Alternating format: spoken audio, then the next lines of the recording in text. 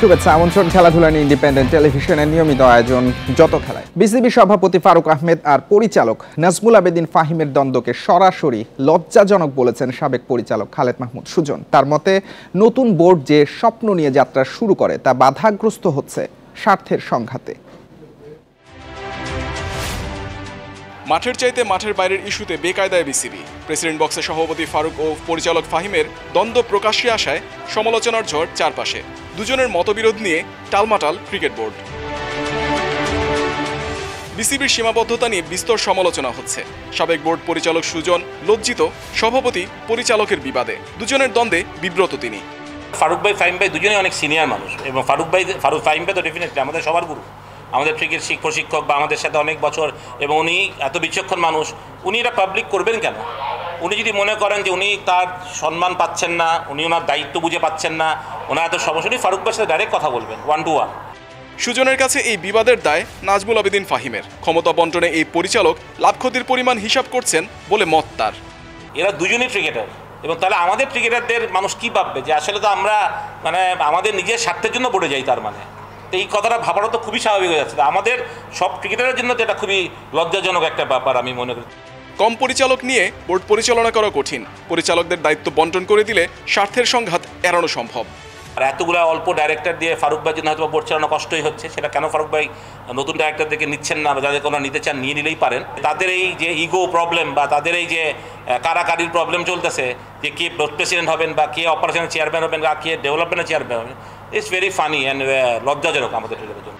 বিসিবির সমস্যা চার দেয়ালের মধ্যেই সমাধান হলে ভালো, অন্যথায় বহির্বিশ্বে খারাপ বার্তা যায় ক্রিকেট বোর্ড নিয়ে। মুহাম্মদ নাজিম, ইন্ডিপেন্ডেন্ট নিউজ, সিলেট আন্তর্জাতিক ক্রিকেট স্টেডিয়াম, সিলেট। বিপিএলের সিলেট পর্বের শুরুতেই রান উৎসব। রেকর্ড 31 ছক্কার ম্যাচে সিলেট স্ট্রাইকার্সকে 8 উইকেটে হারিয়ে টানা চতুর্থ জয় রংপুর রাইডার্সের। হেইলসের সেঞ্চুরি আর সাইফের 50-তে 206 রানের টার্গেট 1 ওভার আগেই টপকে যায় রংপুর। 4-4 রংপুর রাইডার্সের। শেষ বল বাউন্ডারি ছাড়া করে ছক্কার রেকর্ড গড়া ম্যাচে সিলেটকে হারিয়ে সোহানের দলের উদযাপন। চ্যালেঞ্জিং স্কোর তাড়া করতে নেমে ফর্ম দেখিয়েছে রাইডার ব্যাটাররা। লক্ষ্য তাড়া করতে নেমে যুব এশিয়া কাপ শিরোপা জয়ী আজিজুল হাকিম হতাশ করলেও সেটার কোনো প্রভাব পড়েনি রংপুরের ইনিংসে। ওপেনার অ্যালেক্স হেলসের সঙ্গে সাইফ হাসানের দুই ব্যাটারের জুটি 186 রানের। 10-4-5 ছক্কায় 54 বলে সেঞ্চুরি করেন রংপুরের ইংলিশ ওপেনার অ্যালেক্স হেলস। অপরাজিত ছিলেন 113 রানে।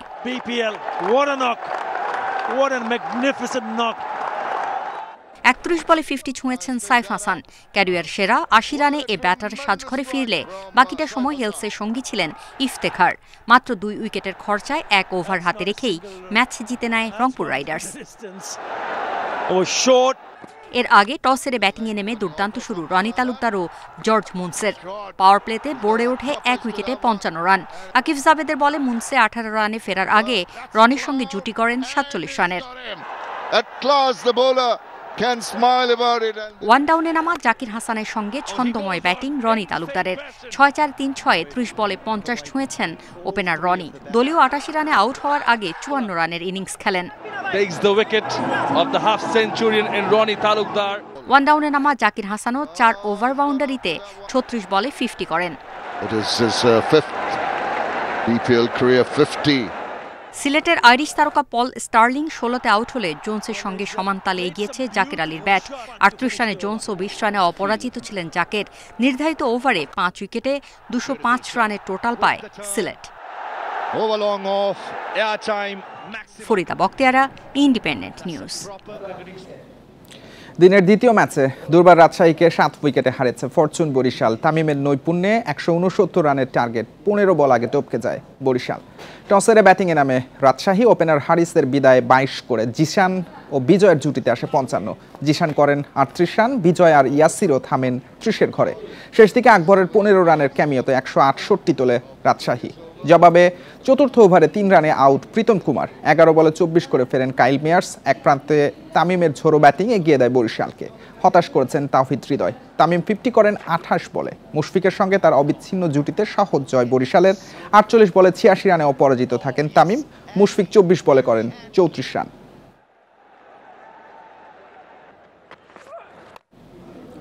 আচরণবিধি ভঙ্গের অভিযোগে সাব্বির রহমানকে প্রথম 3 ম্যাচে খেলায়নি ঢাকা ক্যাপিটালস, জানিয়েছেন হেড কোচ খালেদ মাহমুদ সুজন।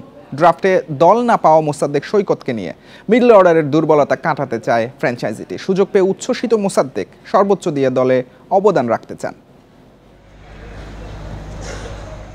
হারের হ্যাট্রিক, বিপর্যস্ত ঢাকা, সংকটে উত্তাপ সাব্বিরকে নিয়ে। তাকে একাদশী সুযোগ না দেয় সমালোচনার মুখে টিম ম্যানেজমেন্ট। সাব্বিরকে না নেয়ার কারণ ভিন্ন। নানা সময় বিতর্কের জন্ম দেয় এই ক্রিকেটার ভেঙেছেন দলের আচরণবিধি। অনুশীলনে যোগ না দেয় প্রথম 3 ম্যাচে সাব্বিরকে রাখা হয়নি ম্যাচে। ট্রেনিংয়ে সাব্বির অনুপস্থিত ছিল। প্র্যাকটিসে ফার্স্ট 2টা ম্যাচের ফার্স্ট ম্যাচ না, সেকেন্ড এবং থার্ড ম্যাচের আগের দিন সে প্র্যাকটিসে আসে নাই, এবং যার জন্য এটা একটা টিম ডিসিপ্লিনের কারণও বলতে পারেন যে এই রিজনেই তাকে খেলানো হয়নি, হয়তো থার্ড ম্যাচটা স্পেশালি। ঢাকার মিডল অর্ডার দুর্বল, ঘাটতি পূরণে মোসাদ্দেক কেটে নেছে ফ্র্যাঞ্চাইজিটি। খালেদ মাহমুদ সুজনের ডাকে সুযোগ পেয়েই প্রস্তুতি নিচ্ছেন ম্যাচের জন্য। আমি তো অবশ্যই চেষ্টা করব, আসলে পুরো ক্রেডিটটাই ওনার জন্য এখন পর্যন্ত এই টিমে আসা।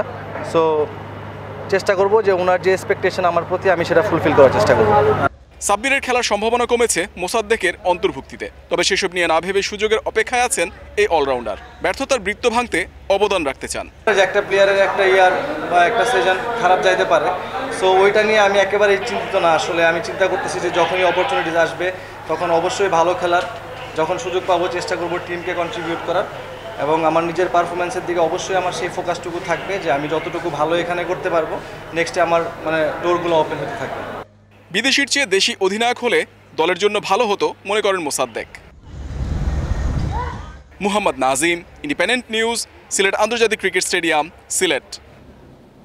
উইন্ডিজ সফরে ওয়ানডে আর টি20 সিরিজ খেলবে বাংলাদেশ নারী দল। ওয়ানডে বিশ্বকাপে সরাসরি জায়গা পেতে গুরুত্বপূর্ণ এই সিরিজের দল ঘোষণা করেছে বিসিবি। নিগার সুলতানার নেতৃত্বে 16 সদস্যের দলে নেই জাহানারা আলম। এই পেসার অনেকদিন থেকেই অনিয়মিত। গত বছর 5টি টি20 খেলেও 2023 সালের মে মাসের পর ওয়ানডে খেলেননি। মানসিক অবসাদের কারণে জাহানারা ছুটি নিয়েছেন বলে জানা গেছে। 2 ফরম্যাটেই বাদ পড়েছেন ঋতুমণি, ফিরেছেন লতা মণ্ডল। টি20তে ফিরেছেন মারুফা আক্তার, সুলতানা খাতুন ও ফারজানা হক। 14 জানুয়ারি উইন্ডিজে যাবে টাইগ্রেসরা। 3 ওয়ানডে 19, 21 ও 24 জানুয়ারি সেন্ট কিটসে। এরপর 27, 29 ও 31 জানুয়ারিতে হবে টি20 লড়াই।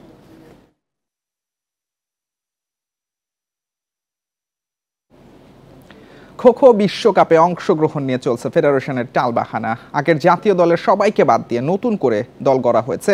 প্রস্তুতির জন্য ম্যাট নেই, খেলতে হচ্ছে খোলা মাঠে।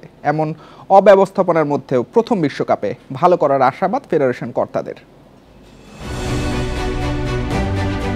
ক্রিকেট ফুটবলেই সব আলো, খো-খো নিয়ে খোঁজখবর রাখার কেউ নেই। খেলাটির জনপ্রিয়তা বাড়াতে ভারতের নয়াদিল্লিতে হতে যাচ্ছে প্রথম বিশ্বকাপ। নারী পুরুষ 2 ইভেন্টেই অংশ নেবে বাংলাদেশ দল। ফেডারেশনের অবস্থা দেখে বোঝার উপায় নেই। তালা বন্ধ, অনুশীলন নিয়েও চলছে নানা লুকোচুরি। তারপর বর্তমান কমিটির 14 বছরের নানা অনিয়ম নিয়ে ক্রীড়া উপদেষ্টার কাছে চিঠি দিয়েছে সাবেক খেলোয়াড়রা। প্লেয়াররা ঠিক মতো সুযোগ সুবিধা পায় না, দেন আপনার তাদের যে হাত খরচ, সেই হাত খরচ থেকে তারা অনেক টাকা মেরে খায়। একটাই দাবি যে খো-খো ফেডারেশনটা হবে দুর্নীতিমুক্ত স্বচ্ছ একটা কমিটি। ফেডারেশন বলছে ভিন্ন কথা। খো-খো ইতিহাসের সবচেয়ে বড় এই আসরের আগে প্রেস কনফারেন্স না করার কারণও জানান সাধারণ সম্পাদক। 5 জনকে আমরা সাসপেন্ড করছি। এরাই ঘুরে ফিরে আনসারে খেলে এবং খো-খো খেলে, এরাই ডমিনেট করে, এবং যে ইয়ং যারা আছে তাদেরকে মারে, ধরে ইত্যাদি নানাভাবে বিরক্ত করে তারা আধিপত্য বিস্তার করে, যার ফলে আমরা খো-খোটাকে আগাইতে পারতেছি না। অভিযুক্ত প্লেয়াররা নানাভাবে প্রচার প্রপাগান্ডা এবং বিভিন্ন লোকের হুমকি ধামকি তারা দিচ্ছে। আনকোরা দল নিয়ে দিল্লি যাবে বাংলাদেশ, যাদের নেই আন্তর্জাতিক ম্যাচ খেলার কোনো অভিজ্ঞতা। তারপরও বিশ্বমঞ্চে ভালো করার স্বপ্ন দেখছে ফেডারেশন। অভিজ্ঞতা আছে এরকম প্লেয়ার নাই, তারা আউট অফ ফর্ম ফিজিক্যালি। মেয়েরা আছে, ছেলেদের মধ্যে আউট অফ ফর্ম, তারা ফিজিক্যালি আনফিট। মেয়েরা ভালো করবে, মেয়েরা আগের মতো সব প্লেয়ারগুলি আছে সবাই। 13 জানুয়ারি শুরু হবে 24 দেশের অংশগ্রহণের প্রথম খো-খো বিশ্বকাপ। পুরুষ বিভাগে বি গ্রুপে বাংলাদেশের প্রতিপক্ষ আমেরিকা, পোল্যান্ড, দক্ষিণ কোরিয়া ও শ্রীলঙ্কা। Shamim Ahmed, independent news, Dhaka. দুই স্তরের টেস্ট কাঠামো চায় ক্রিকেটের বিগ থ্রি ভারত, অস্ট্রেলিয়া ও ইংল্যান্ড। নিজেদের মধ্যে বেশি ম্যাচ খেলা ও প্রতিদ্বন্দ্বিতাপূর্ণ টেস্টের জন্য এই প্রস্তাব তাদের। মাসের শেষ দিকে আইসিসি চেয়ারম্যানের সঙ্গে বৈঠকে বসবেন অস্ট্রেলিয়া ও ইংল্যান্ড ক্রিকেট বোর্ডের প্রধান, এমন খবর দিয়েছে সিডনি মর্নিং হেরাল্ড। সদ্য সমাপ্ত বোর্ডার গাভাস্কার ট্রফিতে দর্শকের বিপুল সাড়া পাওয়ায় দেশ দুটি আর আইসিসি টেস্টে দ্বি-স্তর নিয়ে উৎসাহী। এই কাঠামো চালু হলে র্যাঙ্কিংয়ের পেছনে থাকা বাংলাদেশ, উইন্ডিজ, আফগানিস্তান, জিম্বাবুয়ে থাকবে দ্বিতীয় স্তরে। তখন অস্ট্রেলিয়া, ভারতের মতো দলগুলোর সঙ্গে টেস্ট খেলার সুযোগ থাকবে না। দ্বিস্তর কাঠামো চূড়ান্ত হলে 2 বছর পরে চালু হতে পারে। আইসিসির বর্তমান এফটিপি শেষ হবে 2027 সালে। কেপটাউন টেস্টে ইনিংস পরাজয় এড়ানোই প্রাপ্তি পাকিস্তানের। সাউথ আফ্রিকা ম্যাচ জিতেছে 10 উইকেটে। 2 ম্যাচ সিরিজে হোয়াইট ওয়াশ শান মাসুদের দল।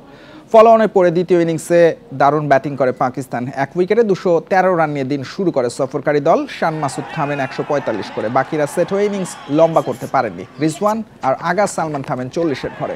শেষ পর্যন্ত 474 রানে অল আউট হয় পাকিস্তান। 58 রানের টার্গেটে বেডিংহ্যামের ঝোড়ো ব্যাটিং, তাতে 7 ওভার 1 বলে লক্ষ্যে পৌঁছায় south Africa.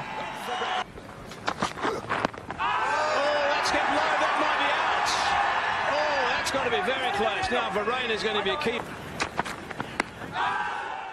Did he get outside the line? There'll be a few questions asked about that. He took us that he used to use to play. প্রথমবার টেস্ট সিরিজ জিতল আফগানিস্তান। বুলাওয়েতে জিম্বাবুয়েকে 72 রানে হারিয়ে ইতিহাস আফগানদের। 278 রানের টার্গেটে রশিদ খানের স্পিনে বিপদে পড়ে জিম্বাবুয়ে। 205 রান তুলতেই 8 উইকেট হারিয়ে চতুর্থ দিন শেষ করেছিল স্বাগতিকরা। শেষ দিন বিশেষ কিছুর জন্য অধিনায়ক ক্রেগ আরভেনের ওপর ছিল বাড়তি দায়িত্ব। নবম বলে ভুল বোঝাবুঝিতে রান আউট হন রিচার্ড এনগারাবা। পরের ওভারে আরভিনকে আউট করেন রশিদ খান। মাত্র 15 বল টিকে কোনো রান যোগ না করে গুটিয়ে যায় জিম্বাবুয়ে। ম্যাচে 11 উইকেট রশিদ খানের। একই ভেন্যুতে রান বন্যার প্রথম টেস্ট ড্র হয়েছিল। They win by 72 runs in the second. Their 4th test win. There is the emphatic narration. I've got number 5 to finish it up. Italian super Cooper ফাইনালে রাতে inter মিলানের মুখোমুখি হবে এসি মিলান। সৌদি আরবের রিয়াদে match শুরু বাংলাদেশ সময় রাত 1টায়। আটালান্টাকে জোড়া গোলে হারিয়ে ফাইনালে ওঠে ইন্টার। শ্রেষ্ঠত্ব ধরে রাখতে মরিয়া। সিরিয়াতে ফর্মে থাকা আজুরিরা মৌসুমের প্রথম শিরোপা ঘরে তুলতে মরিয়া। অন্যদিকে ইউভেন্টাসকে হারিয়ে ফাইনালে উঠেছে এসি মিলান। মর্যাদার ডার্বি জিতে শিরোপা পুনরুদ্ধারের লক্ষ্য। সবশেষ ম্যাচে ইন্টারকে 2-1 গোলে হারানোয় আত্মবিশ্বাসী তারা।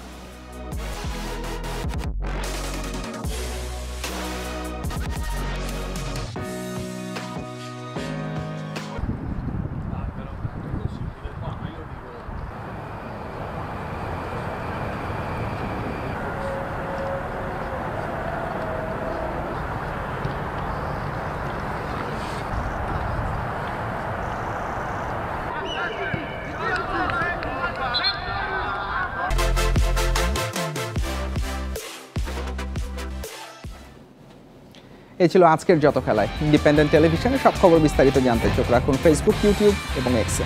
আমন্ত্রণ পরের আয়োজন।